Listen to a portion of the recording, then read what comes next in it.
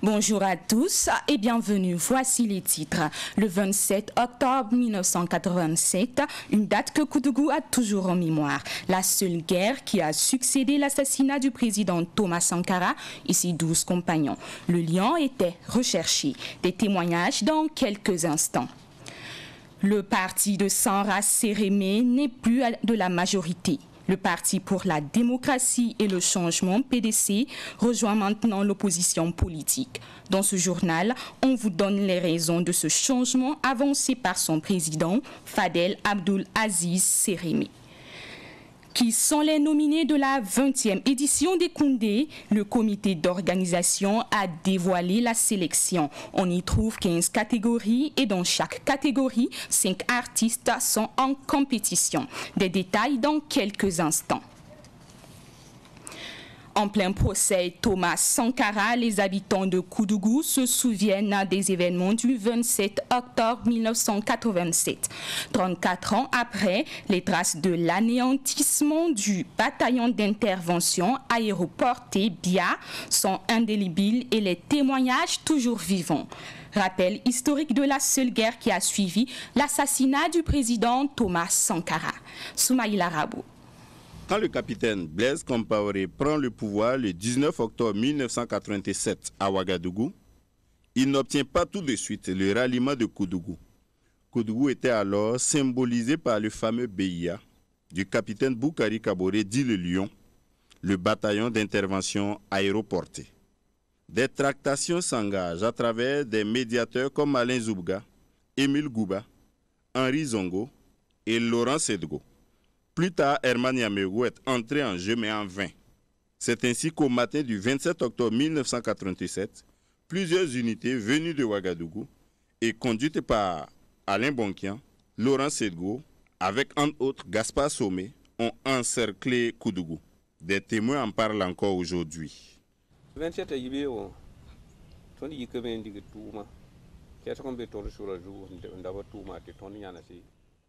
Le matin du 27 octobre 1987, nous étions au caisse pour prendre un café avant d'aller au travail.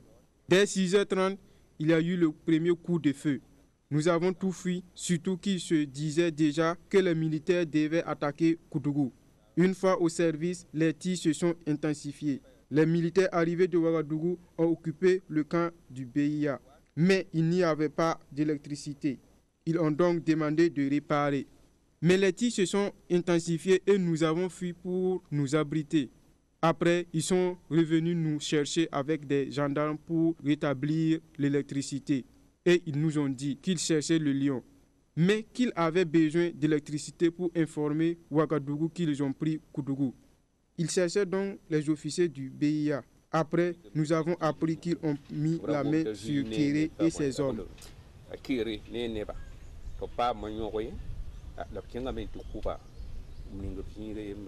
Le capitaine Boukari Kaboré dit le Lion était recherché, de même que son adjoint, le lieutenant Daniel Kéré.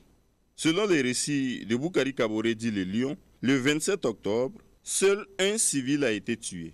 Les assaillants venus de Ouagadougou ont tué 6 officiers et 5 soldats du rang du BIA les jours suivants, alors que le BIA n'avait pas riposté. Problème, sécurité. Et civils. J'ai formé les civils de sorte qu'ils soient des supplétifs de l'armée. Donc le 27 octobre, j'ai dû faire le tour de la ville pour dire aux civils de ne pas faire la guerre parce que Thomas Sankara était déjà mort. Mais après, ils ont tué tous les officiers du BIA.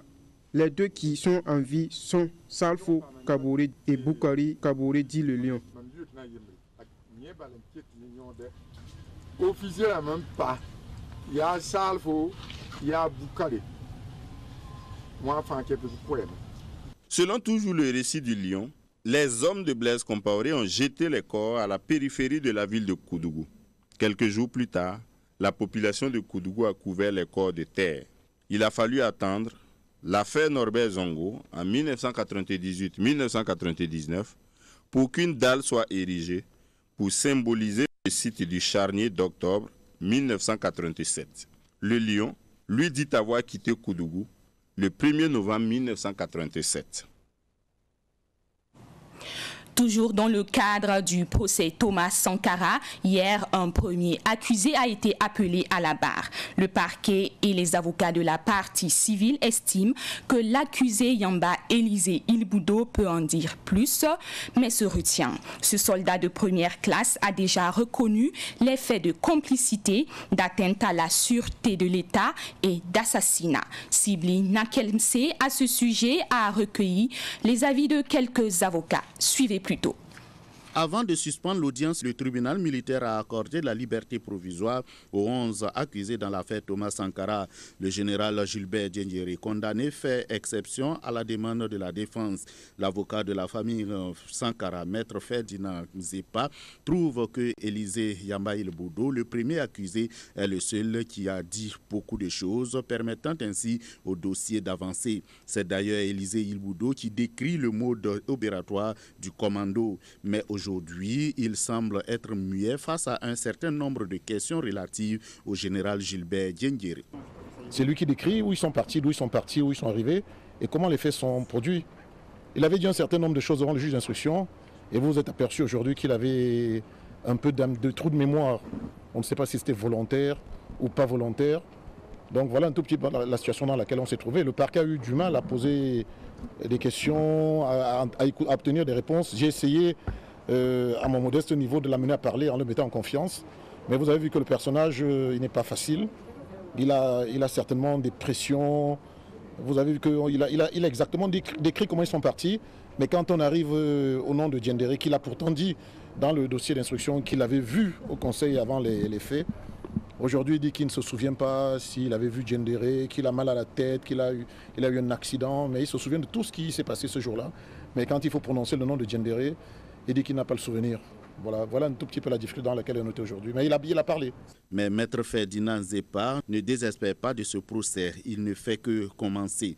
Pour lui, la partie civile ne recherche que la vérité dans ce dossier. Je dis à Ilboudo tout à l'heure qu'il avait ouvert son cœur et c'était le moment de poursuivre. C'est le seul qui a ouvert son cœur. Il s'est délesté d'un poids. Il pouvait poursuivre aujourd'hui et il pouvait dire sa part de vérité. Je lui ai dit qu'il rentrerait dans l'histoire s'il disait vraiment la vérité. C'est un procès historique. Et le seul qui est en train de dire les vérités, c'est Ilboudo. Et il ne sait pas quel intérêt sa déposition peut susciter. Et je ne sais pas s'il en a conscience. Mais voilà, on espère qu'au bout du compte, on a déjà sa part de vérité. On a le cheminement des autres, mais on va savoir maintenant qui était derrière tout cela. Mais aujourd'hui, on voulait savoir le mode opératoire, comment ils ont agi, d'où c'est parti. On sait, et c'est établi par le dossier. Ils sont partis de chez Blaise Compaoré. Ils sont allés au conseil de l'entente. On sait, et ils le disent, il y a beaucoup qui disent que Diendéré était là. Il y avait le chef du commando Kafando. Ils sont arrivés, ils ont abattu froidement Thomas Sankara, qui est sorti de la salle de réunion, les mains en l'air, sans armes. Donc ils ont lâchement abattu celui-là et puis 12 de ses compagnons. Voilà le dossier. Maître Eliane Kabouré, avocat de Élisée Yamba Ilboudo, n'approuve pas les propos selon lesquels son client a reçu des menaces. Il est à la maison d'arrêt, je pense qu'il est en sécurité, je ne sais pas. Je ne sais pas. Des menaces, trou de mémoire, vraiment, je ne sais pas. Vous le saurez demain, après l'instruction. Oui. Le souhait de Mariam Sankara est que Élisée Yamba Ilboudo dise la vérité pour que le peuple puisse connaître vraiment ce qui s'est passé le 15 octobre 1987. Moi, tout ce que je souhaite, qu'il parle réellement, qu'il dise la vérité. Vous avez entendu ce qu'il a dit et puis on dit aussi ce qu'il a dit qu'il a déclaré à l'instruction. Bon, en tout cas, le souhait est qu'il dise la vérité pour qu'on puisse connaître ce qui a été réellement fait. L'interrogatoire d'Élisée Yamba Ilboudo se poursuit. Une union de l'UNIR-PS, le Parti pour la Renaissance, Parti sankariste et du Mouvement patriotique pour le salut, MPS, se prépare. C'est au cours d'un congrès prévu du 30 octobre au 1er novembre que cette fusion se fera. Le comité d'organisation était face à la presse hier. Suivez ce reportage. En prélude au congrès de fusion de l'UNIR-PS, MPS, URD-MS et d'autres forces progressistes, le comité d'organisation annonce d'autres mouvements qui ne s'étaient pas signalés. À ce jour, faisant écho à cet appel, 3 autres partis politiques que sont l'URD-MS, la CPP-FB et le PJD, plus bien sûr 2 autres organisations de la société civile, ce sont Face aux causes et la ZESU, qui est la Jeunesse Sankariste Unie, ont choisi de rejoindre ce large front en constitution. Les partis qui vont fusionner, qui ont accepté donc de fusionner, sont tous membres de l'APMP, donc comptable de la gestion du président Roch-Marc Christian Kaboré. Près de 4000 militants sont attendus à la cérémonie de clôture le 1er novembre prochain. Le comité est actuellement fin prêt pour relever le défi d'une organisation matérielle réussie de ce congrès. En effet, il est attendu 600 congressistes pour les travaux proprement dits et 4000 militants sont prévus pour la cérémonie de clôture à la Maison du Peuple le 1er novembre à 11h précis. Il est également attendu à ce grand rassemblement des sankaristes et progressistes des délégations étrangères du Niger, du Mali, de la Côte d'Ivoire, de la Tanzanie. Ce congrès de fusion se tient sous le thème « L'union des forces progressistes comme alternative crédible dans la lutte contre l'insécurité pour le progrès du Burkina Faso ». Le divorce est consommé entre le Parti pour le développement et le changement PDC et la majorité présidentielle. Après la démission de Saharan Sérémé, la fondatrice du parti du médiateur du Faso, c'est le parti qui annonce son retrait de l'alliance des partis membres de la majorité présidentielle et du gouvernement. Bébé Kodjo Kambou nous en donne les détails. Ainsi donc, le PDC, Parti pour le développement et le changement de Sara Séré Sérémé, quitte la majorité présidentielle et n'entend plus participer à l'action gouvernementale. Fadel Abdelaziz Sérémé, président du parti, l'a fait savoir à travers 3 écrits. Le premier est une déclaration faite à l'endroit de l'opinion, l'informant de la désormais appartenance du parti à l'opposition politique. Le deuxième est une lettre adressée au ministre en charge de l'administration territoriale, lui annonçant la même chose, et le troisième écrit est également une lettre adressée cette fois au Premier ministre. Dans cette dernière lettre, le président du PDC informe le Premier ministre de la cessation de la participation du PDC à l'action gouvernementale, en d'autres termes, son retrait du gouvernement. Soulignons au passage que le PDC participait à l'action gouvernementale à travers Louise Ango, membre de son bureau exécutif national, jusque-là, ministre délégué en charge de l'artisanat auprès du ministre du Commerce, de l'Industrie et de l'Artisanat. C'est donc fini entre la majorité présidentielle et le Parti pour le développement et le changement. Dans la lettre adressée au Premier ministre, le président du parti, Fadel Abdelaziz Sérémé, dit, je cite, « Le Parti pour le développement et le changement, après avoir dressé un diagnostic sur la situation nationale et mené une réflexion sur les défis auxquels est confronté notre pays, est arrivé à la conclusion que la gouvernance actuelle n'est pas en harmonie avec sa vision et ses idéaux. Nous ne nous reconnaissons pas dans la démarche adoptée par le gouvernement face aux défis du moment. » Fin de citation. Une telle démarche est forcément à mettre en relation avec la démission le 29 septembre dernier de la fondatrice du parti, Sara Séré Sérémé, de son poste de médiateur du Faso. Dans un article publié dans l'hebdomadaire La Lettre du Faso, dans sa parution du 26 octobre dernier, les mêmes raisons qui ont prévalu au retrait du PDC de la majorité présidentielle sont évoquées pour justifier la démission de l'ex-médiateur du Faso, même si elle-même avait parlé des convenances personnelles. Pour étayer son article, le journal a retranscrit un audio de Sara Sérémé dans lequel elle dénonce l'inaction du gouvernement face à la terreur que vivent les populations dans les zones touchées par l'insécurité. L'on comprend donc que le retrait du PDC de la majorité présidentielle n'est que la suite logique de la démission de Sara Sérémé du médiateur du Faso. L'Amazone du Sourou n'est pas à sa première fois dans cette attitude.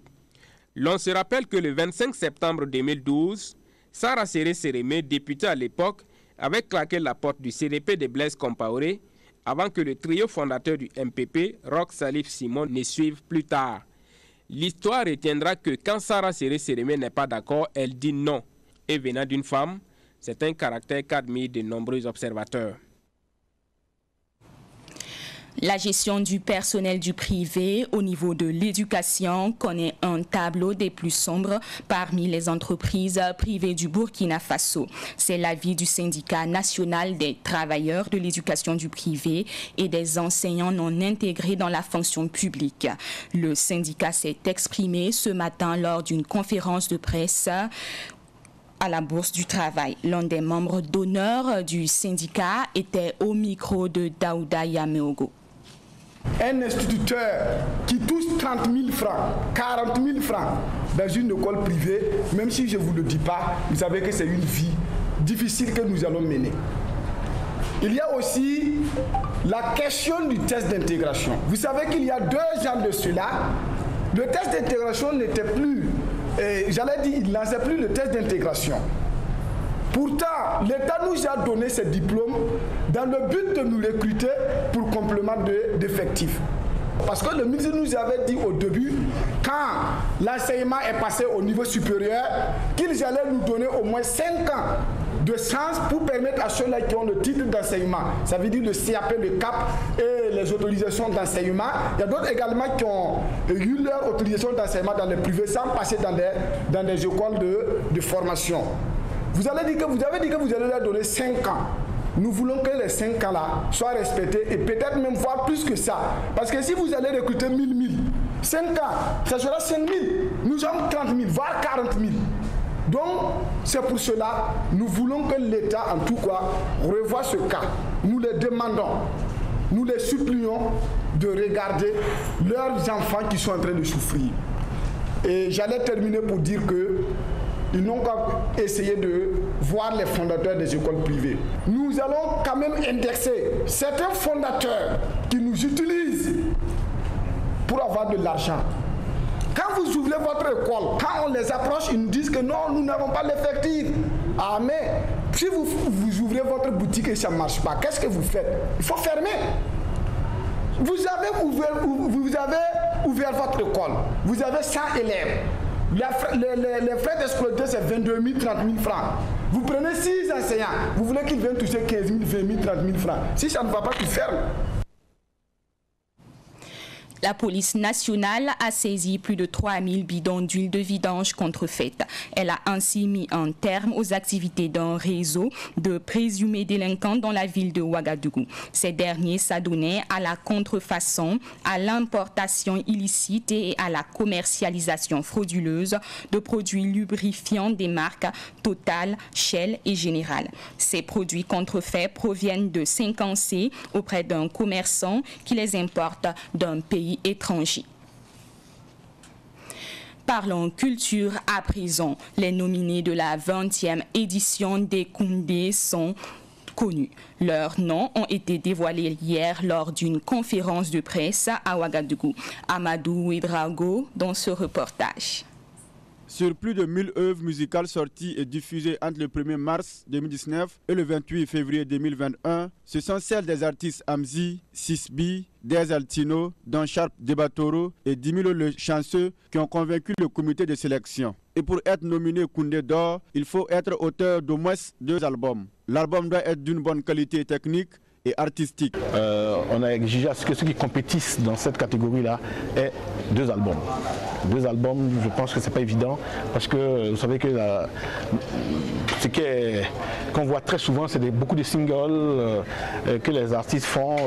Voilà, ils sortent moins d'albums, alors que quand même l'album, c'est le coffre de l'artiste, ça montre que c'est un artiste complet.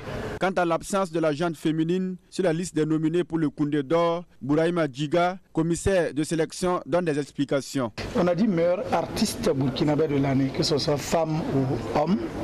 Et comme le disait le commissaire général, c'est une question de critères. Il faut d'abord avoir sorti un album ou un maxi, mais un album pour ce qui concerne la catégorie quand même Koundé d'or. Il faut une carrière organisée, il faut qu'il y ait eu un succès médiatique et commercial. Il y a, c'est vrai, des auteurs féminins qui ont sorti des œuvres, mais souvent ce sont des singles. Donc en ce moment, et si les singles ne se sont pas également bien comportés, lorsque on les met en compétition, comprenez avec nous que bon, ce sont les critères qui vont donc déterminer. Au cours de cette conférence de presse, le comité d'organisation de Koundé, à travers son commissaire général Diapresse, a lancé un cri de cœur aux autorités burkinabées. C'est la 20e édition qui va se tenir. Et sur le plan financier, les partenaires sont éprouvés. Donc, vous savez qu'aujourd'hui, avec les effets de la Covid et puis l'insécurité, donc c'est pour ça que je demande à ce niveau-là un soutien des autorités sur le plan financier et surtout sur le plan sécuritaire, parce qu'on en a besoin. Et je voudrais me féliciter de la belle tenue du FESPACO. En rappel, la 20e édition de Koundé va se dérouler du 26 au 27 novembre prochain. Et pour cette année, le comité d'organisation a retenu 5 nominés par catégorie au lieu de 3 comme les années antérieures. Le chef de Zaktouli, Naba Kango, organise du 28 au 31 octobre prochain la 3e édition des Journées des cultures et traditions de Zaktouli. Pérennisation de la parenté à plaisanterie pour un Burkina réconcilié est le thème de cette édition. Le promoteur revient sur la particularité de cet événement. Il était au micro de Sibline Ankelsi. Le week-end prochain, on a les journées de culture et de tradition des Zaktouli. Je crois que l'organisation est à pied d'œuvre. Je crois qu'il y aura donc un programme qui sera déroulé, à savoir des prestations d'artistes, des sketchs, des conférences et plein d'autres jeux que nous comptons donc égayer donc la jeunesse donc de l'arrondissement 8 et de l'arrondissement 7 et en partant donc tout le Burkina Faso. Donc nous invitons les uns et les autres donc à nous accompagner, à participer donc aux journées de culture et tradition des Zaktouli qui se déroulent entre le 28 donc et le 31 octobre donc 2021. On a mis donc la parenté à plaisanterie donc au devant des choses parce que si nous voulons réconcilier un Burkina, il faut que la parenté à plaisanterie puisse participer donc à cette situation. La 4e édition de la Coupe du maire de l'arrondissement 7 de Ouagadougou a connu son apothéose ce dimanche avec le sacre de Tip Team FC de Sandogo. C'était sur le terrain de Sandogo au secteur 33. Sibline Ankelsi dans ce reportage. Pour cette 4e édition, l'équipe de Sandogo Tip Team FC a détrôné FC Zaktouli, détenteur du trophée. FC Zaktouli a multiplié les actions offensives mais n'est pas parvenu à scorer. Tip Team FC reprend la domination à la 2e mi-temps et ne parvient pas à marquer jusqu'à la fin du temps réglementaire. À 0 but partout, il fallait recourir à l'épreuve fatidique des tirs au but. C'est au tir au but que Tip Team FC s'est montré plus adroit en inscrivant 5 tirs contre 3. Le promoteur, le maire Sédou Compaoré, exprime sa satisfaction. Le président Rochmar Christian Kaboré prône la réconciliation nationale entre les filles et les fils de ce pays. Donc nous avons pensé qu'en organisant cette coupe, nous allons l'accompagner en l'aidant à ce que les jeunes se parlent, à ce que les filles et les fils de notre arrondissement puissent se parler dans un même langage. En tout cas, je suis très satisfait de l'organisation. Vous avez vu qu'aujourd'hui, c'est un monde fou qui est sorti. On ne s'attendait pas à cette foule-là. Le président du comité d'organisation, Herman Willina, revient sur le bilan de cette compétition qui a enregistré la participation de 8 équipes. Un bilan, oui, très satisfaisant.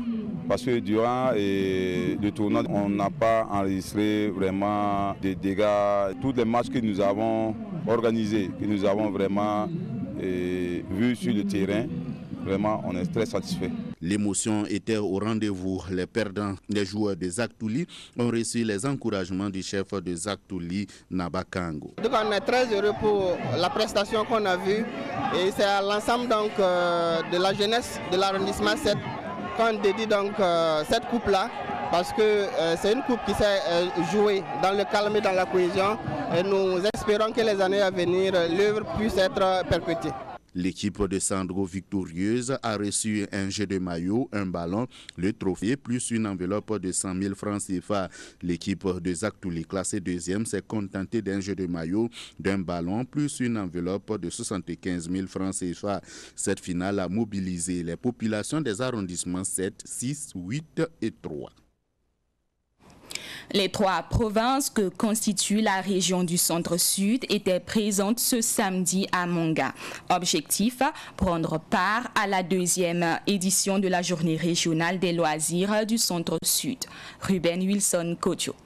3 jeux de société étaient à l'honneur à cette 2e édition de la journée des loisirs à Manga. Il s'agit des jeux de dames, de Scrabble et de pétanque. Cette journée placée sous le thème cohésion sociale entre fils et filles de la région est une initiative de la Direction régionale des sports et des loisirs du Centre-Sud. On peut dire que le bilan est positif, parce que nous avons réussi à l'organiser avec la présence effective de toutes les 3 provinces. Les compétiteurs étaient vraiment contents, ils sont satisfaits de ce qui s'est fait. Prochaine édition, je pense que nous allons nous prendre si tôt pour mettre vraiment les dispositions nécessaires pour que ça soit meilleur. Si la pétanque a été remportée par le club de Pau, le jeu de dames a été dominé par Mahamadi Igo et le jeu de Scrabble a été remporté par Inoussa Sawadogo. Pour le ministère des Sports et des Loisirs, ces jeux de loisirs viennent résoudre beaucoup de problèmes dans nos sociétés. De très belles initiatives que nous félicitons et nous encourageons et de permettre aux gens de fraterniser autour d'un certain nombre d'activités et de loisirs et de partager vraiment des moments conviviaux. Le premier vice-président de la Cour des comptes est le parrain des 2 premières éditions. Jean-Baptiste Bouddha revient sur l'importance de ces jeux de société. Les jeux de pétanque, de dames, de Scrabble, ce sont appelés jeux de société. Et ce sont des occasions de partage et de communion. Et sans distinction. Parce que vous aurez remarqué que lorsqu'on parle de pétanque, on ne parle pas d'âge, de junior, de cadet. Donc c'est là où on trouve toutes les classes sociales. Donc c'est un véritable vecteur de cohésion sociale. Madame le gouverneur de la région du Centre-Sud, patronne de cette édition, a suivi les finales de cette journée des loisirs. Elle parle d'un motif de satisfaction. Rendre grâce à Dieu pour cette occasion encore qu'il a donnée aux fils et aux filles de la région, à toutes les forces vives de la région, de se retrouver autour de cette compétition qui est une coupe des loisirs de la région du Centre-Sud. Je voudrais tout d'abord dire merci aussi à M. le parrain qui a accepté 2 années d'affilée parrainer cette édition. Je voudrais dire que c'est un réel plaisir et ce sont des émotions de satisfaction que j'ai ce soir. Je suis comblé, c'est très bien. Ces activités de loisirs ont eu pour cadre le site du stade régional du Centre-Sud à Manga. Une dernière information nous est parvenue. On apprend que l'accusé Élisée Yamba Ilboudo à la barre aujourd'hui encore au procès du père de la Révolution reconnaît avoir vu Gilbert Diendéré dans la cour du Conseil de l'Entente le jour de l'assassinat de Thomas Sankara et de ses 12 compagnons. C'est sur cette information que se ferme notre édition de ce midi. Ce soir, vous retrouverez Bébé Kojo Kambou pour une autre session d'information. D'ici là, restez en compagnie des programmes de Savannah TV. Au revoir.